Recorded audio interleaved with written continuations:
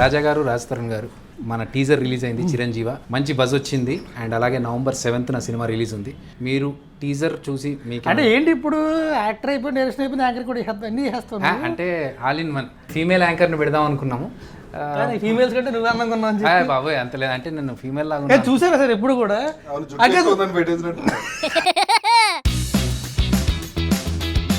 Male అయితే కొద్దిగా male చేస్తారని చెప్పి మనమే ఉన్నాం. ఎవ్వడు పట్టించుకోలేదు. ఈ సినిమాలో నటిస్తున్నప్పుడు ఎలా అనిపించింది అన్న? అంటే నా గురించి గొప్పగా చెప్పమని, సినిమా గురించి మీరు ఎలాగో చెప్పరు నాకు తెలుసు. మీ ఐడియా బాగుండింది, డిఫరెంట్ గా ఉంది. కథ చెప్పినప్పుడు అనిపించింది. ఇంతవరకు ఆ కాన్సెప్ట్ లో రాలేదు కదా. తన లైఫ్ ఇంకా ఎంతకాలం ఉందన్నదే హీరో కనిపించడం కొత్త కాన్సెప్ట్. సినిమా కూడా బాగా డీల్ చేశారు. బాగా డీల్ చేశారు అన్న దగ్గర ఈ సినిమా డీల్ చేశాను అంటే రీజన్ ఏంటంటే 24 క్రాఫ్ట్స్ తో పాటు 25th క్రాఫ్ట్ కూడా డీల్ చేశారు. అందుకే వద్దు ఆయన అడగొద్దు అన్నారు, మళ్ళీ నాకు గెలక్క అంటే ఏంటి సార్ అది? వద్దు రాజు గారు ఎందుకండి? ఆయనకి అర్థమైంది సార్. నేను ఎన్నో ఏళ్ళ నుంచి సినిమా ఇండస్ట్రీలో ఉన్నాను. నాకు పెద్దగా గొప్పగా ఎప్పుడే పేరు రాలేదు. తిరుగుతున్నా అన్ని సినిమాలు. జబర్దస్త్ వల్ల గడ్డం నవీన్ బయటపడ్డాడు.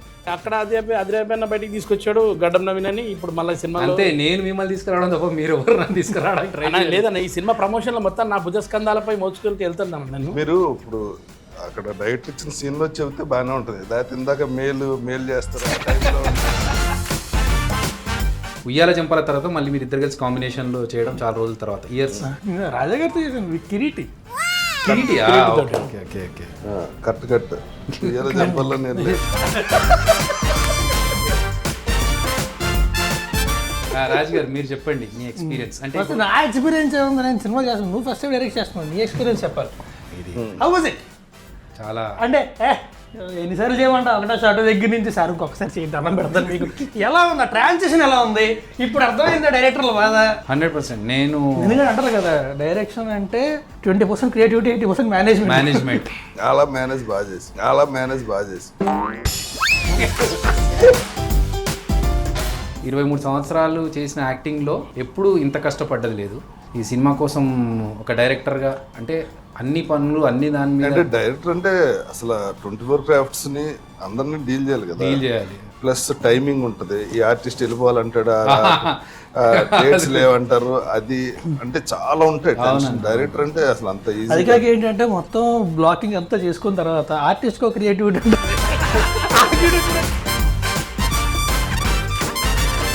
మీరు ఇన్ని రోజులకి ఎందుకు ఆగారు కదా సార్ డైరెక్షన్ కోసం? ఆహా ఇప్పుడు వస్తుంది అందులో చేయాలనే మీరు ఆగినట్టు అనిపిస్తుంది నాకు. మీకు అనిపించింది? ఇది కూడా కట్టే.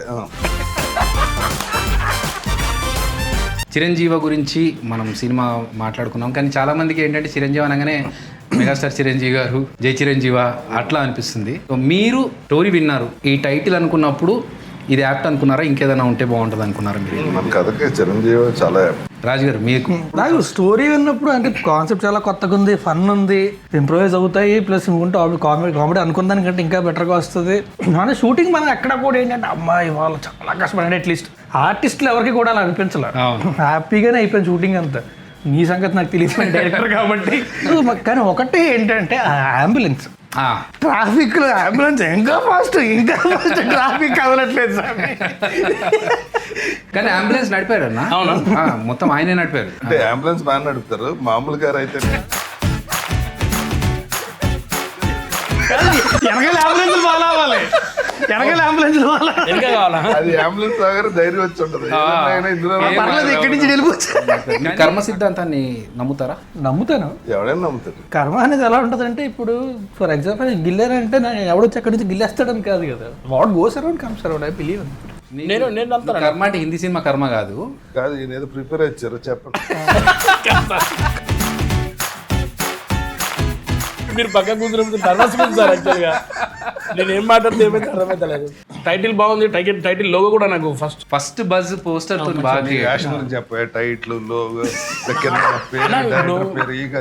వేషం గురించి చెప్పి ఆ వేషం గురించి చెప్పాలంటే క్యారెక్టర్ నిజంగా చెప్పున్నాను. నాకైతే డబ్బింగ్ ఎప్పుడు నాది నేనే నవ్వుకున్నా సార్, అంత నవ్వుకున్నా సార్ ఫస్ట్ టైం. మీ యాక్టింగ్ మీరు నవ్వుకున్నారు. ఇప్పుడు నవ్వుతుంది. నా డౌట్ జనం నవ్వరు. ఏ క్యారెక్టర్ చూసి నవ్వుకోలేదండి, ఆయన చూసి ఆయన నవ్వుకున్నాను. అవునా? లేదండి అంటే ఫార్వర్డ్ చేసేసారు కదా మిగతా అన్ని ఫార్వర్డ్ ఓన్లీ నాన్నది పెట్టారు. ఆయన షార్ట్స్ మాత్రమే డబ్బింగ్ చెప్పించి లేదన్నా అక్కడ కథ బయట చెప్పేస్తుంటాను చెప్పేస్తారు. ఒకటి ఈ కాలు కొద్దిగా ఆపరేషన్ అయింది సార్, కొద్దిగా. లెగ్మెంట్ అయింది. ఈ కాలుని ఒక మెట్టు మీద పెట్టలేను నేను. కరెక్ట్గా నా షార్ట్కు మెట్లు ఉన్నాయి సార్ 3. ఈ మెట్లు ఎక్కాలి అంత ఫాస్ట్ ఫార్వర్డ్లో. ఈ మెట్లు ఎక్కువ డైలాగ్ చెప్పాలి. ఎట్లుంటా సార్ అప్పుడు నా వయసులో ఆ డైలాగ్ వచ్చింది ఎడిటింగ్లో లేదు. అంటే లేదా అది అదే మీ సెన్సార్ వాళ్ళు ఒప్పుకోలేదు. అన్న యముడి గురించి మనం ఈ సినిమాలో కొత్తగా చెప్తున్నాము. అంటే ఇప్పటివరకు యముడు అనగానే యమగోళ యమలీల ఎక్కువగా తెలిసిన సినిమా, కానీ మన దాంట్లో యముడు కూడా ఒక దేవుడే, పూజార్హుడు.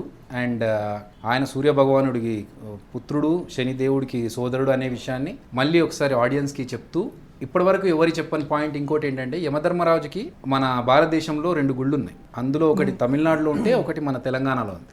సో ఇప్పటి వరకు ఈ విషయాన్ని ఎవరు ఎక్స్ప్లోర్ చేయలేదు. మనం ఆ పాయింట్ని బయటకు తీసుకొస్తున్నాం అన్న. అంటే దేవుళ్ళ గురించి చెప్పేంత గొప్పలం కాదు, కానీ ఒక జనాలకు తెలియని ఒక కొత్త పాయింట్ని మనం చెప్తూ దాంతో పాటు ఒక స్టోరీని ఎంటర్టైనింగ్గా తీసుకెళ్తున్నాము. అండ్ చాలా హ్యాపీ అనిపించింది నాకు షూట్లో మీరు ఒక మేజర్ పార్ట్ ప్లే చేస్తూ. నేను అనుకోలేదన్నా నిజంగా మిమ్మల్ని కాస్ట్ చేసి మీతో విలన్గా చేయించాలని, అంత కుదురుతుంది అంత తొందరగా అని అనుకోలేదు. కానీ థ్యాంక్ యూ మా యాక్సెప్ట్ చేసినందుకన్నా. నిజంగా అన్న మీరు ఆ రోల్ యాక్సెప్ట్ చేసి ఆ క్యారెక్టర్ చేయడం వల్ల నాకు పెరిగింది. ఏంటి చెప్తారా?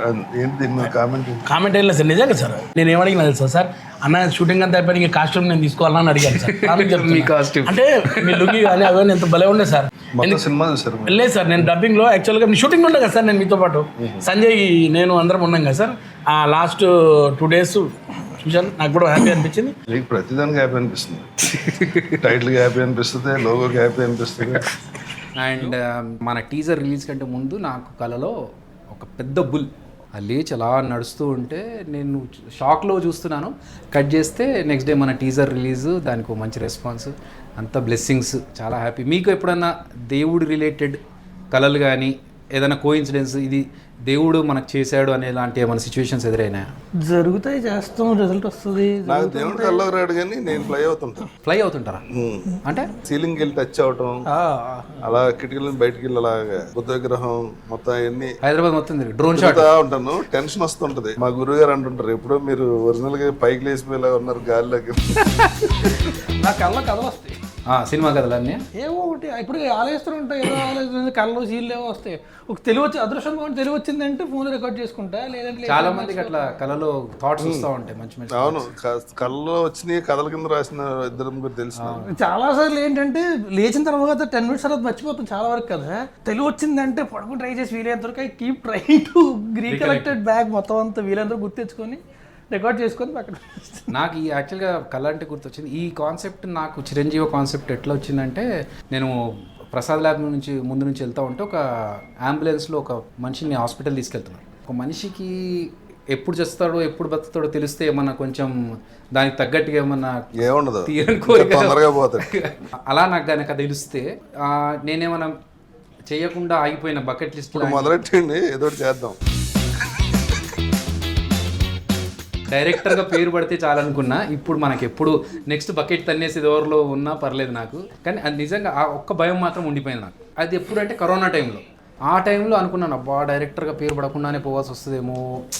అసలు నాకేంటంటే ఇందులోంచి ఎలా బయటపడతారు అంటే, బయటకు వస్తే ఒకడు ఊపిరి పీల్చుకుంటే ఇంకోటి వెళ్తే వచ్చేస్తుంటే ఇంకా ఇది ఎలా సర్వే అవుతుంది, ఇది ఎలా బయటకు వెళ్తుంది, ఎగ్జిట్ ఎలా ఉంటుందని ఆలోచించేవాడు నేను. నైస్, అదొక కొత్త థాట్. అంటే తలుపులు వేసి కూర్చుంటే ఎంతకాలం కూర్చుంటే ఒకటేంటంటే అప్పట్లో వేరే పర్యాడు we have to keep trying to as much as information available to us. So అప్పుడు ప్రతి ఒక్కటి చెప్పింది ఏంటంటే we will grow immune to it over time. అది ఎప్పటికో వద్దే. కానీ దాని తర్వాత లైఫ్ స్టైల్ మారిందన్న. కరోనా తర్వాత చాలా మంది ఇది కాదు లైఫ్, రోడ్ నెంబర్ 45 వస్తే తెలుస్తుంది. ఏమైందన్న రోడ్ నెంబర్ 32 పబ్లు ఉన్నాయి కదా, అన్ని busy. What a diversion road number 45 నీకు ఇంకా అర్థం కాలేదు కదా? నేను రోడ్ నెంబర్ 45 అది అక్కడంతా టైర్ షాప్లు అవి గుర్తొస్తున్నాయి, కానీ ఇది టైర్ షాపులు కాదు. 45 టైర్ షాప్ ఉండదు, ఏదో నోటుకు వచ్చినట్టు మాట్లాడటం తప్ప. ఒకటి ఉంటుంది కదా సార్, కార్ది పెద్ద డెకోర్స్ అని. అదే టైర్ షాప్ కాదు, కార్ షాప్. అది కార్కి టైర్ కి సంబంధం టైర్ కార్కే ఉంటుంది కదా నాకు అట్లా అని నువ్వు ఎవరి పక్కన కూర్చున్నావు చూసుకుని నేను అందుకే మాట్లాడలేకపోతున్నాను, భయం అవుతుంది నాకు అప్పటి నుంచి. నిజంగా సార్ నేను చిన్నప్పటి నుంచి సార్ చిన్నప్పటి నుంచి అంట okay.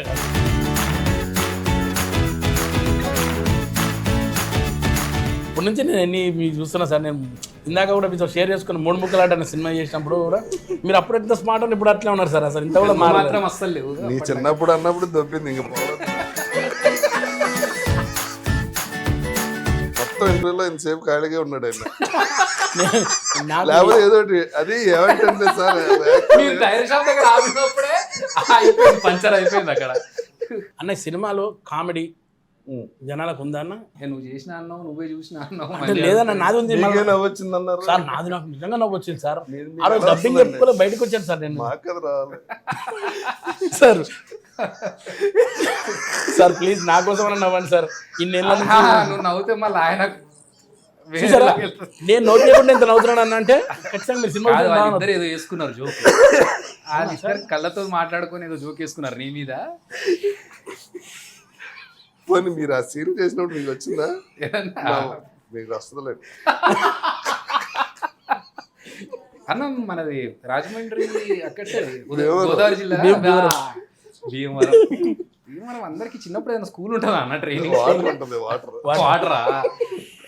Super. What was the day? ఈ రోజు షూటింగ్ ప్రాపర్గా అయిపోయి చాలరా బాబు, మిగతా అంతా మేనేజ్ చేసుకున్నాం. ఇవాళ మాత్రం సూపర్. ఎవ్రీడే 6 o'clock అనిపిస్తుంది. ఒక నిమిషం 6:30 దాటితే ఖాళీ సీట్ కదా. ప్రొడ్యూసర్ ఎదురుగుండా నుంచి కూర్చుని ఇలా అంటుంటే కానీ ఏదో రకంగా ఇది అయిపోతే బాగుండ్రా బాగుంటుంది. ఆ సిచ్యువేషన్ రాలేదన్న. అంటే 6:30 లోపు అన్ని 6:30 లోపు ఫినిష్ చేసాము. ఒక్కరోజు మాత్రం ఆ రోజు నేను ఉన్నా. ఈ రోజు ఈ పూట గడిస్తే చాలరా బాబు, షూటింగ్ క్లియర్గా అయిపోతే చాలా అనుకున్నది మనం కంటైనర్ యాడ్ చేస్తున్నప్పుడు కుకట్పల్లి దగ్గర. Okay okay. ఆ రోజన్నా ఫుల్ వర్షం ఉందని ఫోర్కాస్ట్. ఈ రోజు భారీ వర్షాలు ఉన్నాయన్నారు. భారీ వర్షం ఉన్నప్పుడు ఎప్పుడు పడదలే. కానీ ఆ రోజు 2 సార్లు మీకు గుర్తుంటే 11 o'clock అంటే ఇంకా మేము ఫాస్ట్ షూట్ చేసేస్తున్నాము. 11 o'clock అనుకున్నాం, పడలేదు. మళ్ళీ రాజు వచ్చి 1 గంట కానీ వచ్చింది బ్రో మెసేజ్ ఇప్పుడే, 1 గంట కల్లా ఖచ్చితంగా పడుతుంది అంటే పడొద్దు అనుకుని మొక్కుకొని చేసాము.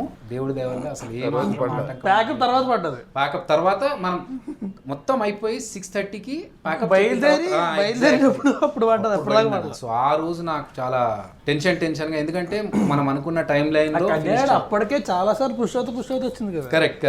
అది ఒకరోజు చేద్దాం అనుకున్నాం, అప్పుడు అవ్వలేదు, కుదరలేదు. అప్పుడు ఆ రోజు చేయడం, సో ఇంకో రోజు చేద్దాంలే అని చెప్పి పుష్ 2-3 సార్లు పుష్ అయిన తర్వాత కథ అంతా రాసు. హీరోకి పైన మీటర్లు కనబడతాయి, పక్క వాళ్ళ ఆయుష్ తెలుస్తుంది, అంతా ఓకే. అక్కడి నుంచి ఫన్ అవని కాన్ఫ్లిక్ట్స్ చాలా ఉంటాయి, చాలా థ్రెడ్లు ఉంటాయి, అన్నీ ఉంటాయి. బట్ మెయిన్ థాట్ నీకు ఎక్కడి నుంచి వచ్చింది?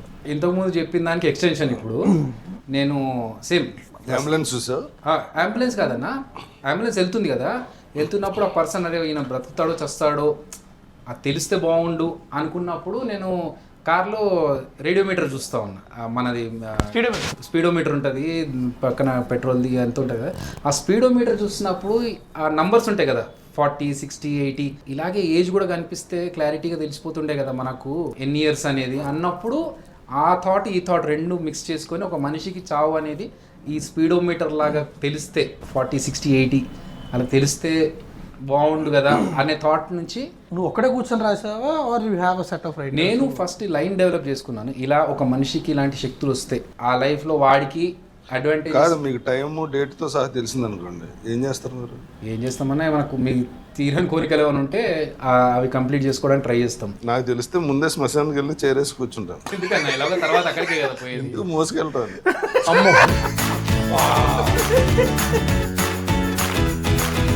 ఒక స్టేజ్కి వచ్చిన తర్వాత ఇంకా చాలే మన కోసం మనం బతకాల్సింది బతికేసాం అన్నప్పుడు ఇంకొక ఏదన్నా సోషల్ సర్వీస్ చేయడమనో లేకపోతే యానిమల్స్ని చూసుకోవాలనుకోనో ఇట్లాంటి కొన్ని ఉంటాయి.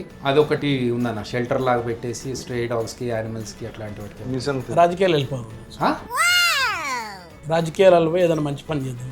ఎందుకు మంచి పని చేయాలి రాజకీయాలు? అసలు అంటే అప్పుడైతే పవర్ కాదు. రాజకీయాలు అంటే ఏంటి? రాజకీయం అంటే సార్ ఫస్ట్ మన వార్డ్ మెంబర్. మీకు అంత టైం లేదుగా. Ward member, MLA, minister, CM అంటే అవన్నీ బజ్జీలు అనుకున్నారండి. ఏం మంచి పడద్దని టెన్షన్ లేని 2 మాటలు కాదు వార్డు మెంబర్ అంటేనే ఎక్కువ, అసలు ఐడియా కూడా లేదు దీనికి రాజకీయం అంటే. లేదు సార్ ఇప్పుడు పవర్ కావాలంటే అది రాజకీయం లేదు కరెక్ట్గా ఉంటుందని నేను అనుకుంటున్నాను. పవర్ కావాలంటే జనరేటర్ కొనుక్కోండి, మీకు పవర్ ఎందుకు? ఏదో చెప్పకండి సార్, సీరియస్. ఇప్పుడు సీరియస్ చెప్తా సార్, చాలా సీరియస్. ఇప్పుడు మన సినిమాలో హీరోకి మీటర్ కనిపిస్తుంది కదా, నీకు అలా మీటర్ కనిపించే పవర్ వస్తే నువ్వేం చేస్తావు? ఫస్ట్ గడ్డ గీయించుకుంటాడు. సార్ హీరో గారు ఏం చేస్తున్న పనులు అవే నేను కూడా చేస్తే బాగుంటుందేమో అనిపించింది నాకు కూడా. ఏం చేశాడండి? అయ్యో పైసలు వసూళ్ళు రాత్రి అమ్మ చెప్తే మళ్ళీ మొత్తం స్టోరీ రివీల్ అవుతుంది కదా సార్. అంత మీరు రివీల్ మీకు అసలు కథ తెలియదని అర్థమైంది. లేదు సార్ తెలుసు సార్. ఒక పని ఏం చేశాడు చెప్పండి. వదిలే, నీకు అర్థమైంది అని అర్థమైంది, నీకు వదిలే, సినిమాలో చూస్తే బాగుంటది. లేదు సార్ ఏదైనా అన్న ఆ సీన్ మేజర్ సీన్ లో ఉంటాడన్నా, ఒక సీన్ కథ తెలీదు.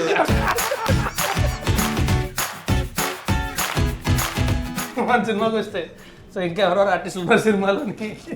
రాజ్ తరుణ్తో పాటు ఉచిత, రాజా రవీంద్ర గారు మెయిన్ విలన్ గా చేస్తున్నా. నేనే మెయిన్ అండి. మీరే విలన్ అన్న, మెయిన్ విలన్ మీరే. నేను అందుకే అన్నాను మీరు విలన్ గా చేయడం మాకు చాలా హ్యాపీ అన్న, ఎందుకంటే అంటే మీకంటే పెద్ద యాక్టర్ ఉన్నారు కాదు, ఆయనకేమో ఉన్న కథ ఒక సీన్లో ఆయన ఉన్నాడు, ఒక సీన్ కథ చెప్పేసారు అంటారు. మీరేమో క్యాస్ట్ నేనే పేరు ఎవడక్క చెప్పలేదా నువ్వు? అన్న మర్చిపోయారా మీరు? తర్వాత 200 కథలు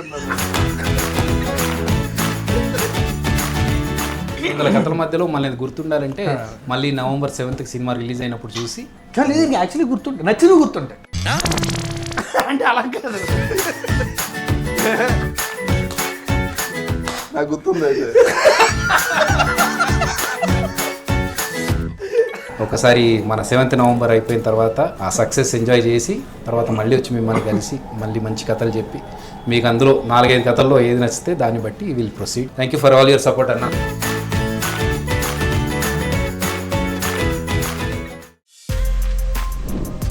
For more videos like this, subscribe Big TV channel.